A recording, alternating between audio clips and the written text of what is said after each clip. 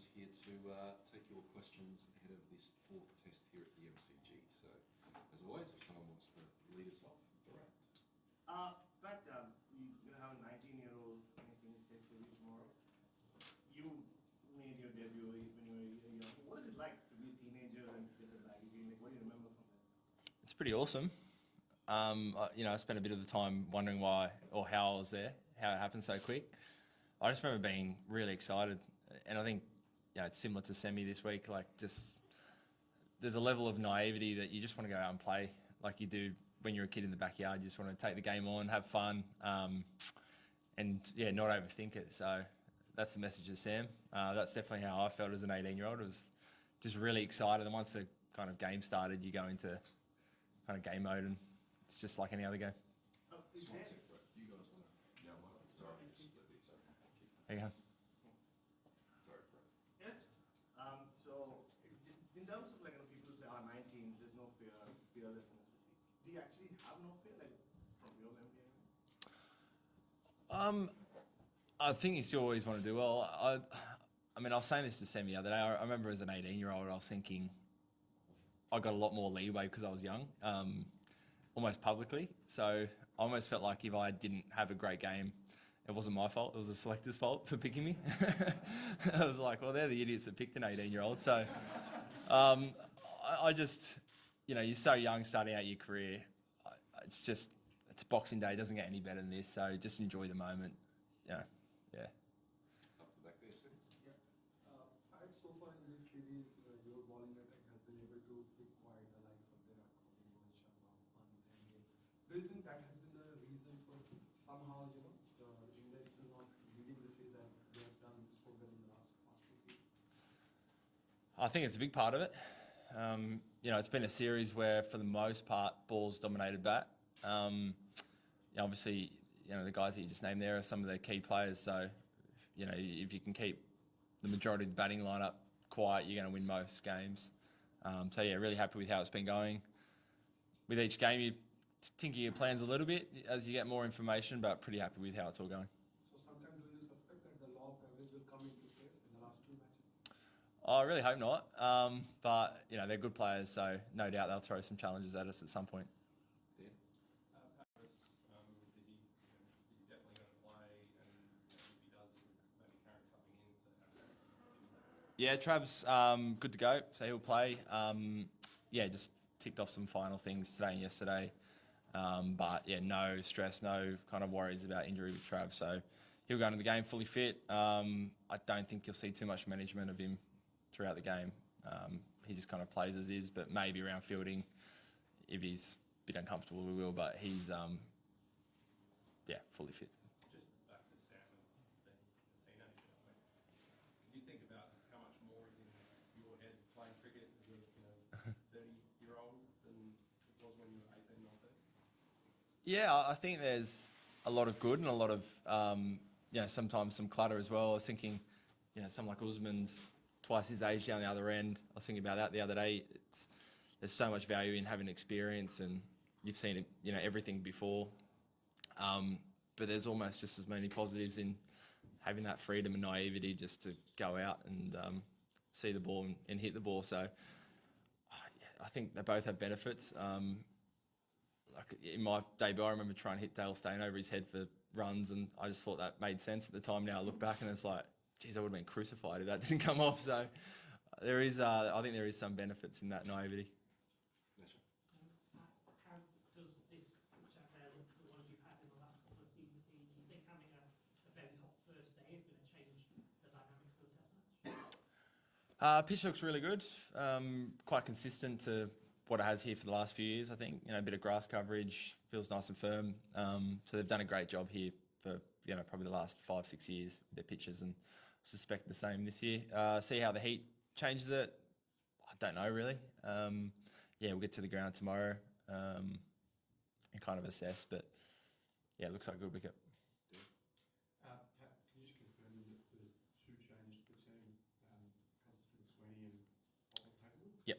And just until you touched on the heat there, how much does that come into your mind? Like 40 degrees, I don't know if it's cricket, but it is extreme when you are deciding whether to bat a ball. How much of a factor is that? I think it's another layer. So we'll get to the ground tomorrow. You look at the pitch.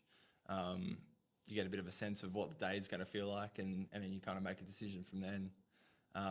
So I think it is a factor. Last week in Brisbane was hot, which is kind of a bit of a tick. Starkey and I bowled a lot in the heat, and Lino, and got through it fine. So I don't think it scares us too much. But yeah, we'll wait and see. 39 can get pretty hot.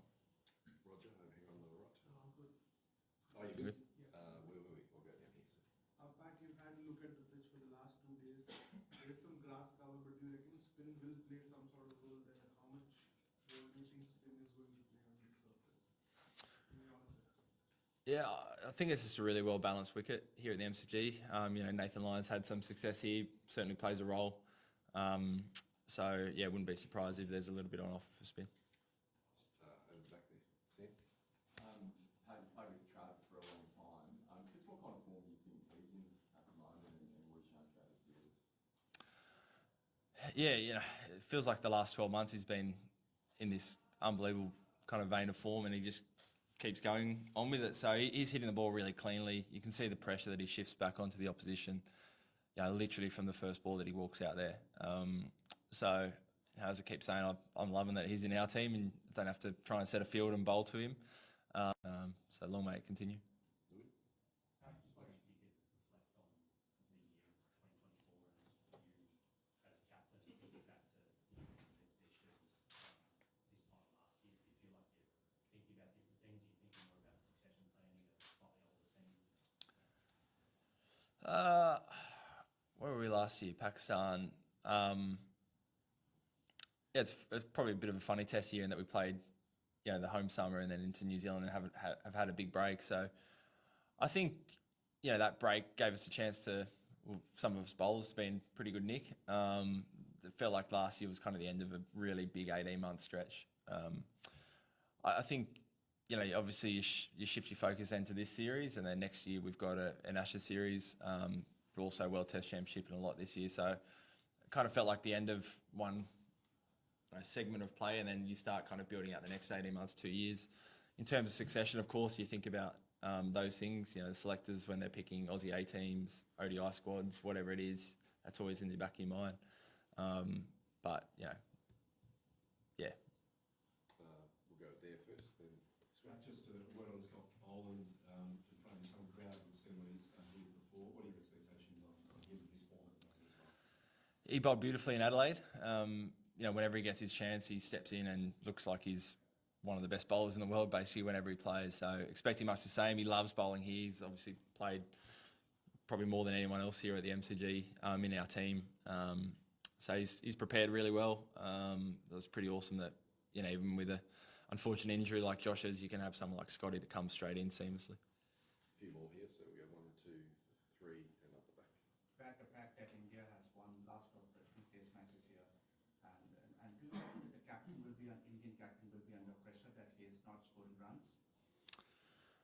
Look, hard to say. It was a good test match here a few years ago. I think Rahane got 100 from memory. It always seems like a Boxing Day every year is a cracking test match. Last year was a great test match against Pakistan as well. So expecting another great week. In terms of pressure, don't know, not for me to answer. Taking a cue from that question, like a team that is in transition is your opposition, and some of the big boys are not in great form. Is that gives Australia the best opportunity if the team is in that susceptible frame of mind, a lot of top order not performing? Does it give an advantage to the home team? I don't know. I think every team always has something they're kind of grappling with or trying to improve on. As I said previous, really happy with our team's travelling. I thought after Perth we bounced back brilliantly in Adelaide and last week in Queensland. So for us, it's about focusing on what we do well and getting excited for a great week. Perhaps the weather more normal test match, or just given the way this series has gone, is it expected, unexpected? Oh, look, I'd hope so. Brisbane was one of the weirdest kind of weather test matches I've played in. So it'd be nice that that's not as big a factor and you just go out and play, especially with packed house on day one and for most of the tests. It's hopefully no kind of delays. What are the things that you enjoy in being a captain? some captains just do on-field tactical stuff. So you've gone much beyond on-field, like setting a culture in the team, or even your cricket for climate. So even so what is it that makes you enjoy it at this stage? Because you've been a captain for a while. What are you now looking forward to do as a captain, and what gives you happiness? I think it's similar to when you're a player, or when I, just a player. It's my most enjoyable part of playing cricket is playing with your teammates and like working together to try and get a win or overcome a problem. And I think being captain, you get an opportunity to do that, but not just with the players. You do it with the coaches and staff and the other leaders within the group. So I love all that part of it. Discussions around how we're going to go, style of play, what does our environment need, and helping shape that, with the team around me. I've always enjoyed that part of it. And I think the other layer is seeing some new players debut, seeing Nathan McSweeney debut, seeing, Sammy Constance debut. That really gives me a thrill. And, just seeing guys kind of, you see the people behind the kind of the cricket player and how much they put into it. So when they go out and hit 100 in Boxing Day, you feel that even more, I think, as captain. Just happy for them. 2 to go, Becky. 1, 2. I just want to ask you about Sammy getting had such a golden start to the summer.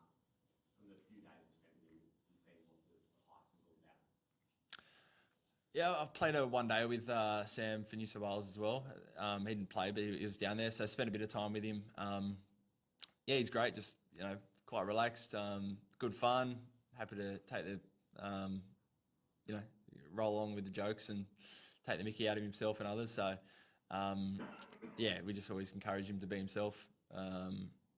He seems relatively like he's got a good head on his shoulders for a 19-year-old. So, we're there backing him up. As a growing cricket family, just give us an insight on how special it is to have everyone together today. It's great. It's we spend probably more time on the road than we do at home. So this is kind of big extended family, and at the moment it's chaos. It feels like there's, I don't know, on average probably 2 kids per person. So there's about 30 or 40 kids running around between the staff and the players. It's great fun. All the partners get on so well. So this year we haven't had as many partners travelling because everyone's got young ones at home, but they all come together for the Melbourne and Sydney test. It's always a great time of year. So we'll go off to Christmas lunch after this, and all the kids have got presents this morning and running around and hyper. So it's absolute chaos, but it's awesome. Good finish. Thanks, everyone. Thank you. Merry Christmas.